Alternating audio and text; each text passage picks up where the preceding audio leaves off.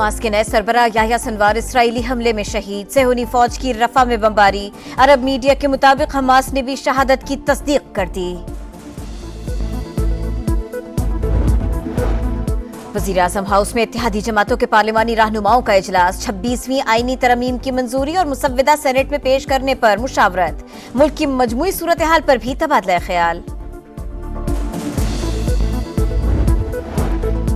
और पंजाब भर में 2 रोज के लिए दफा 144 नाफिज। इतलाक 18 और 19 अक्टूबर को होगा। सूबे में किसी किस्म के एहतजाज, जुलूसों और जलसों की इजाजत नहीं होगी। नोटिफिकेशन जारी। तरमीम जो है वो सेनेट में पेश होगी।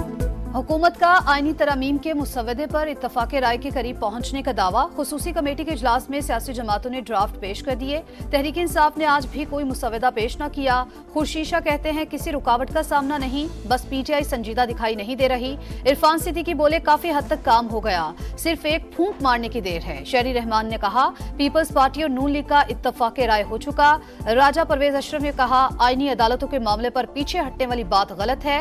खुसूसी पार्लिमानी कमेटी का अगला इजलास कल फिर होगा।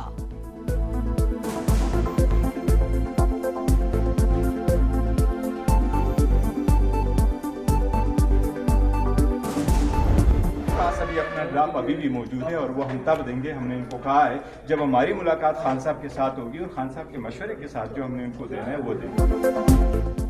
बानी से मुलाकात और मुशावरत के बाद आईनी तरमीम पर अपना ड्राफ्ट देंगे। चेयरमैन तहरीक इंसाफ बैरिस्टर गौहर का मौक़िफ़। बोले मौलाना फजल रहमान से आज मुलाकात होगी। उम्मीद है वो अदलिया की आज़ादी पर कोई समझौता नहीं करेंगे। उमर अयूब का हुकूमत के नंबर्स पूरे ना होने का दावा। असद कैसर का हुकूमती इक़दामात के खिलाफ पुरअमन एहतजाज का ऐलान।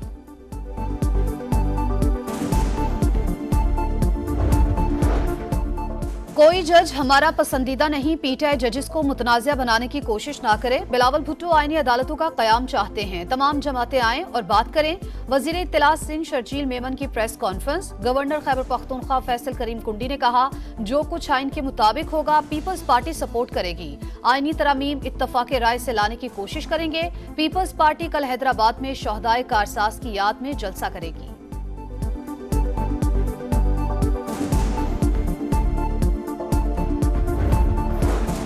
सुप्रीम कोर्ट ने मुजव्वज़ा आईनी तरमीम के खिलाफ वकला की दरखास्तें खारिज कर दी। क्या बेबुनियाद दरखास्त दी थी जो वापस ले रहे हैं? चीफ जस्टिस के रिमार्क्स।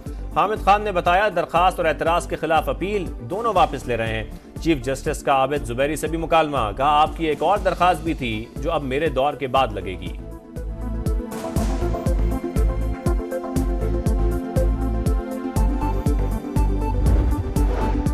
शंघाई ताउन तंजीम का कामयाब इनेकाद। शहरी रहमान ने सेनेट में करारदाद पेश कर दी। वजीर आजम काबीना और मुल्क को मुबारकबाद। पीटीआई ने करारदाद की हिमायत नहीं की। ऐवान बाला में ओवरसीज पाकिस्तानियों की जायदादों से मुतालिक बिल मुत्तफिका मंजूर। फैसलों के लिए खुसूसी अदालतें कायम की जाएंगी। इंसदाद स्मगलिंग तारकीन वतन तरमीमी बिल से मुतालिक कायमा कमेटी दाखिला की रिपोर्ट भी पेश। कौमी असम्बली इजलास में वजीर इत्तलात अता तारड़ ने भी SCO सरबराही इजलास को पाकिस्तान की बड़ी कामयाबी करार दिया।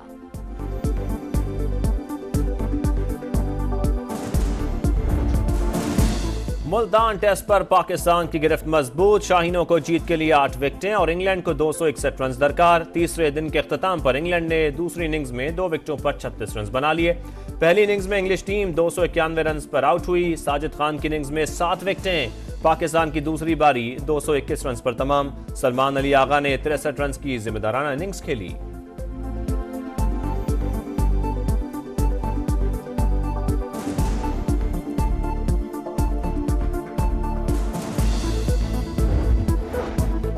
वजीर आजम से मंगोलिया के हममनसब की मुलाकात। तिजारत, सयाहत, ज़राअत और कानकनी में मुश्तरका वजारती कमीशन बनाने पर इत्तेफाक। शहबाज शरीफ से SCO के सेक्रेटरी जनरल भी मिले। कामयाब कॉन्फ्रेंस के इनेकाद और मुस्बत नताइज पर मुबारकबाद पेश की। वजीर आजम का शंघाई ताउन तंजीम के चार्टर पर अमल दरामद के अज़्म का यादा। कहा पाकिस्तान रुकन ममालिक और खित्ते के वसी तर मफाद के लिए काम करता रहेगा।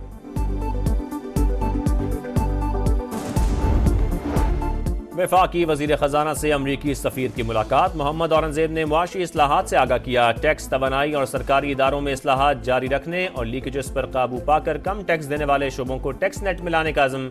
डोनाल्ड ब्लूम ने मुआशी इस्तेहकाम के लिए पाकिस्तान की कोशिशों को सराहा। 2 तरफा ताउन और अमरीकी सरमायाकारी मजीद बढ़ाने का अज़्म।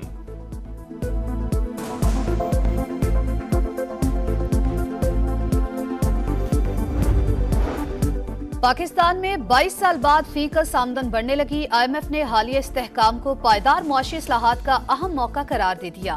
तालीम और सेहत का बजट कम होने की निशानदही। स्टेट बैंक ने भी मुआशी कारकर्दगी पर सालाना रिपोर्ट जारी कर दी। मईशत बेहतर। IMF मुआहिदे और साजगार आलमी मुआशी हालात से मुल्की मईशत को फायदा हुआ।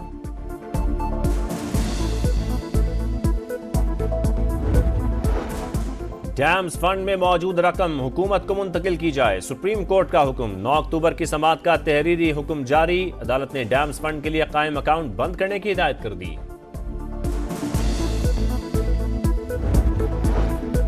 इलेक्शन ट्राइब्यूनल तब्दीली। इलेक्शन कमीशन ने तारिक फजल चौधरी की दरखास्त पर फैसला महफूज कर लिया। ट्राइब्यूनल ने जवाब जमा कराने के लिए 3 माह दिए, तो ये कैसे कह सकते हैं कि ज्यादती हुई। PTI के वकील शुएब शाहीन के दलाइल। तारिक फजल चौधरी के वकील ने कहा, हमें किसी ट्राइब्यूनल ने कोई फेवर नहीं दिया।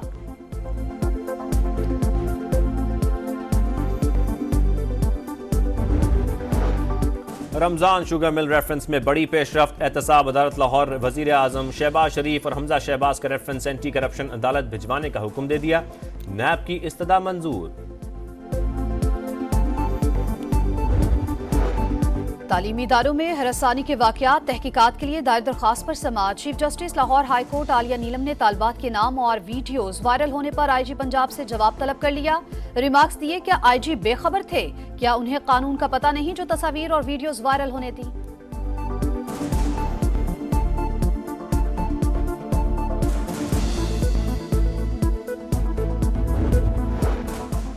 पंजाब में 130 अरब रुपए के होनहार स्कॉलरशिप प्रोग्राम की रजिस्ट्रेशन शुरू। हर साल 30,000 तलबा को स्कॉलरशिप मिलेगी। वजीर आला मरियम नवाज कहती हैं, पंजाब का हर तालिब इल्म उनका बेटा और हर तालिबा बेटी है।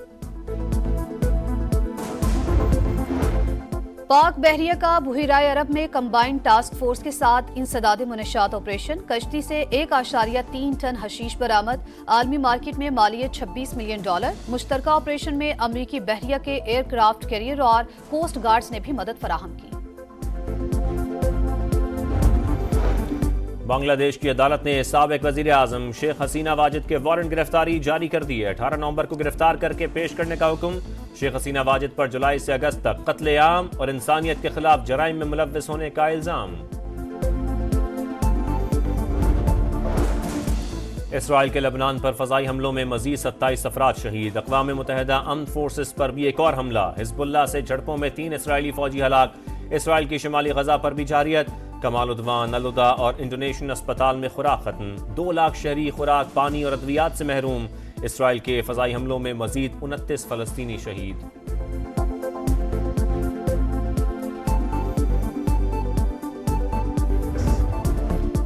न्यूजीलैंड ने भारतीय बैटिंग लाइन को तहस नहस कर दिया। इंडिया अपने घर में कम तरीन स्कोर 46 रन पर ढेर। विराट कोहली, सरफराज खान, KL राहुल, जडेजा और अश्विन सिफर पर पवेलियन लौटे। 11 में से 9 खिलाड़ी डबल फिगर में भी दाखिल ना हो सके।